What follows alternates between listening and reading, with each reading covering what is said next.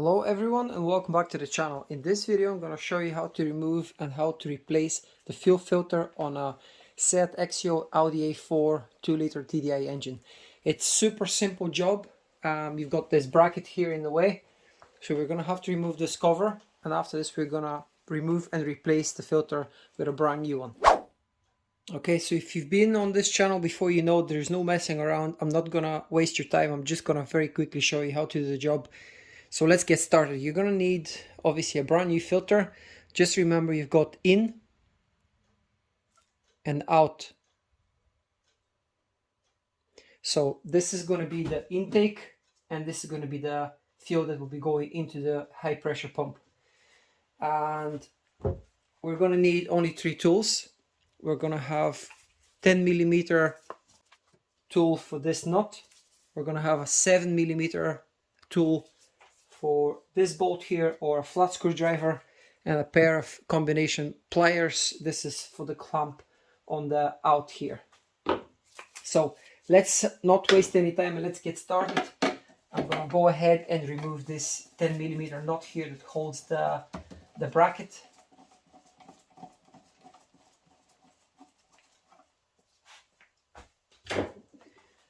The easiest thing to remove this is to lift it up and slide it towards the coolant tank. So if you just lift it up, slide it out, and that's this cover out of the way.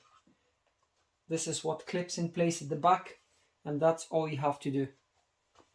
I'm going to remove this clamp first, and then I'm going to remove this one here.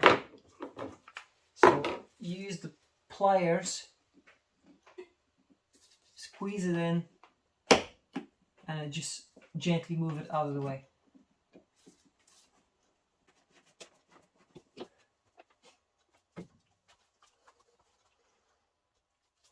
So place a little rag here before you remove this pipe, because you're going to spill some fuel, of course, and clamp this with the pliers and just keep pulling out. Okay, this is nearly out. I'm not going to completely remove it. Now I'm going to undo this 7mm bolt, or as I said, you can use a flat screwdriver, whatever you have on hand. I choose to use the 7mm one.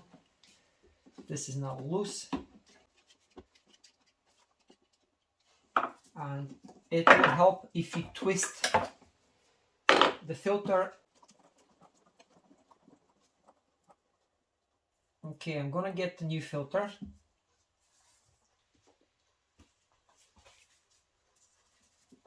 This is in.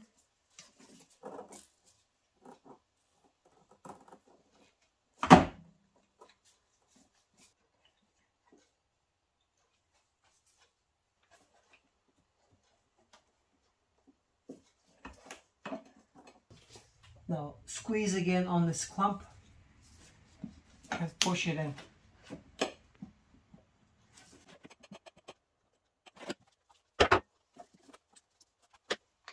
Don't forget to tighten this bolt. Don't go absolutely crazy on it, just enough to apply a bit of pressure. That's perfect. Okay, so this is properly installed in place. I'm gonna absorb this diesel here that I spilled. Brake cleaner as well, just to rinse it off.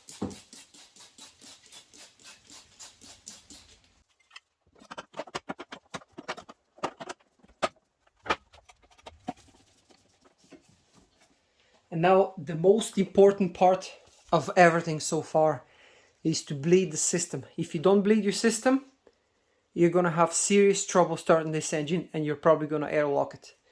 And then you're going to have serious amount of cranking to do, or tow the car and whatnot. So let's do this properly, by the book. Let's get started. You've got 2 options. If you've got a scan tool, which is the best option, you're gonna hook up your diagnostic tool and you're gonna run the pump for between 1 minute and 2 minutes. Ideally 1.5 minutes, I think, is enough for this engine. If you don't have a diagnostic tool, you're gonna turn off and turn on the ignition several times. It may work, it may not work. What may happen, the pump may reach to the correct pressure, and then obviously the computer tells the in-tank pump not to run because the fuel pressure sensor is under correct pressure.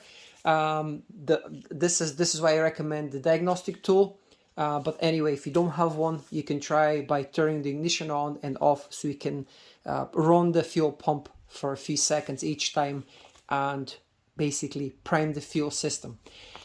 What you can also do, you can, if you don't have a diagnostic tool, I don't bother filling the fuel filter with fuel. Some people that don't have a diagnostic tool and they don't want to risk it with the ignition on and off, they fill up the fuel filter full of diesel and then they connect it. So what I'm going to do first is I'm going to turn the ignition on. I've already plugged in my diagnostic tool. It is Bluetooth wireless, so I don't need to be in the vehicle. So yeah, let's turn the ignition on, start up the diagnostic tool, and then let's get cracking. I'm showing you this from scratch. Auto scan. This will pick up the VIN number from the ECU and it will select the make of the car. After this, we're going to go to the correct function and I'll show you how to turn the pump on. Okay, we've got a quick access option here, so I'll click on that. And what you want to do is you want to go to system list. You want to go to engine electronics. You want to go to number 3. And this is, you've got 2 options here. This is what I'm going to select and it will start the priming process. So you can hear it. I'm going to stop speaking so you can hear the pump running.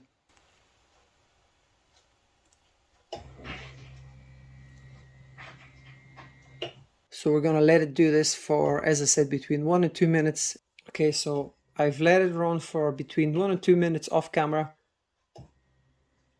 I'm gonna stop it now. I'm gonna go out, select this top one, auxiliary fuel pump relay.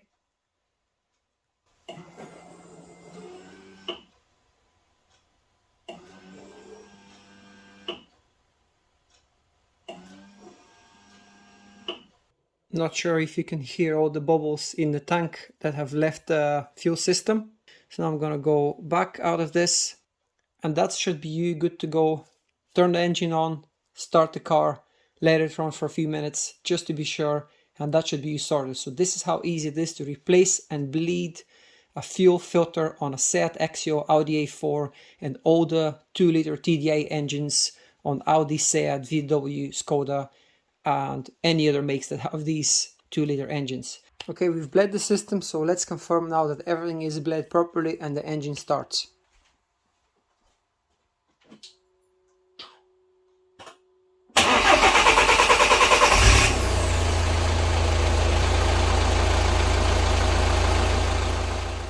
So I hope you liked this video. I hope you found it helpful. If you do, hit the thumbs up and subscribe if you're not a subscriber, and I'll see you in the next one.